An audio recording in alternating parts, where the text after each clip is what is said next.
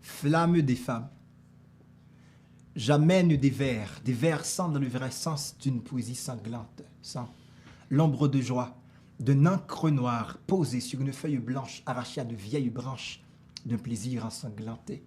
Tel un cri, tel écrit, ce texte teste le contexte et déteste sans conteste les cons qui traitent mal les femmes et se slament, mais en face de vous, une pétition contraire à ce mal infâme, diable.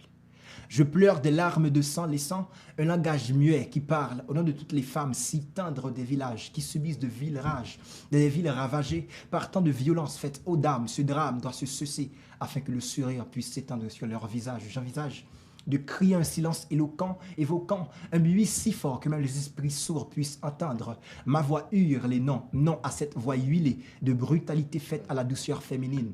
Elles sont toutes des fées, mines de rien. Les hommes qui les frappent sans culot sont les mêmes qui les flattent sans culotte. J'ai peur, je pleure, je déplore ces vieux porcs qui portent la main sur nos dames et nos filles. Au fil des années, les violences ont augmenté de plus de 37%, messieurs. Avez-vous que cela à offrir? Elles sont battues physiquement et sont abattues psychiquement si tristement. Au lieu d'être leur mari, vous n'êtes que leur bourreau. Strictement, au lieu d'être là pour elles, vous n'êtes qu'au bureau, c'est grave. Elles payent vos viols au prix de sang de leur virginité. Quand elles vous aiment, vous les brisez au pire sens de votre virilité. Certaines d'entre elles sont baisées par leur propre père, obligées de se taire, obligées d'évoluer dans leur propre repère, perdues dans les larmes, la douleur perdure dans leur âme, où elles conservent les souvenirs des plaies dues à leur amour. Oh Dieu, c'est odieux de savoir que 71% des trafics d'êtres humains sont des femmes vendues comme des poupées sexuelles. Les sales flics, les sexistes ne disent rien en plus. Ils ne les voient comme des pourpres sensuelles non essentielles, monde sans sel, contenant trop de mal dominant et un ego supérieur. Saviez-vous qu'en France, elles effectuent les mêmes travaux qu'un homme pour un salaire inférieur? Va dire à l'ONU que sa déclaration de texte est unisexe, qu'elle n'est pas universelle, que c'est une Bible consacrée aux hommes et pour les femmes, il n'y a ni chapitre ni verset. Même la grammaire stipule que le masculin porte sur le féminin, qu'elle règle le machisme. Va dire aux sales bandes des talibans d'arrêter de faire des femmes des martyrs.